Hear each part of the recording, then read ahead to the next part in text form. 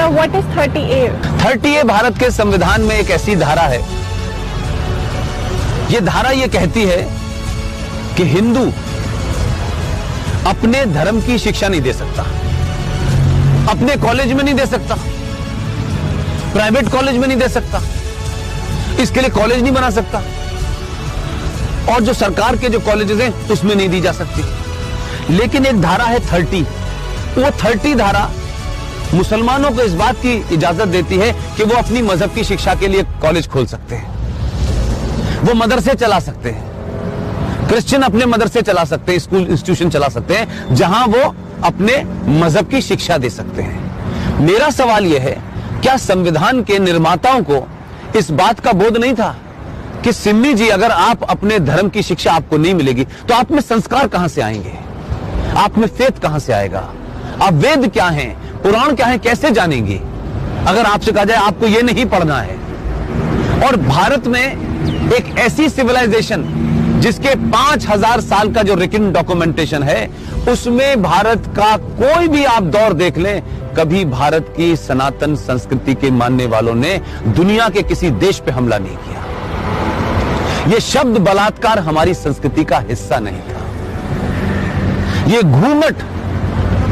घूंघट इसलिए नहीं था कि हमारे यहां था, हमको गलत नैरेटिव दिया क्या।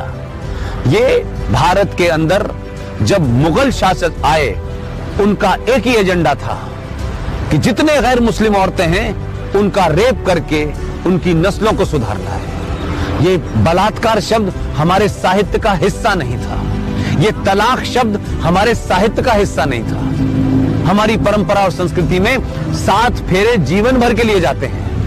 इस्लाम में शादी is a contract between 2 people, it's a business. आपने शादी मुझसे की और शादी करने के कुछ दिन के बाद आपको लगा कि मैं रहना नहीं चाहती, तो बिजनेस कॉन्ट्रैक्ट है, आपने कॉन्ट्रैक्ट कैंसिल कर दिया। तो आर्टिकल 30A भारत के संविधान से हटना चाहिए। इस देश के 90 से 95 करोड़ हिंदुओं को उनका शास्त्र क्या कहता है, उनका वेद क्या कहता है, इसकी शिक्षा की इजाजत देनी चाहिए। और मंदिरों के ऊपर जो हिंदू पैसा चढ़ाते हैं, यह भी एक लॉ है जो नहीं पता देश को।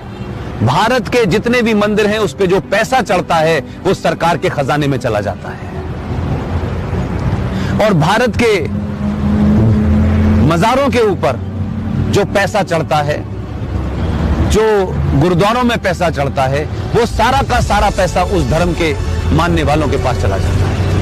सिर्फ भारत के हिंदुओं का पैसा जो आप अयप्पा पे चढ़ाती हैं, जो महाकाल पे चढ़ाती हैं, जो वैष्णो देवी पे चढ़ाती हैं, वो पैसा सरकार ले लेती है।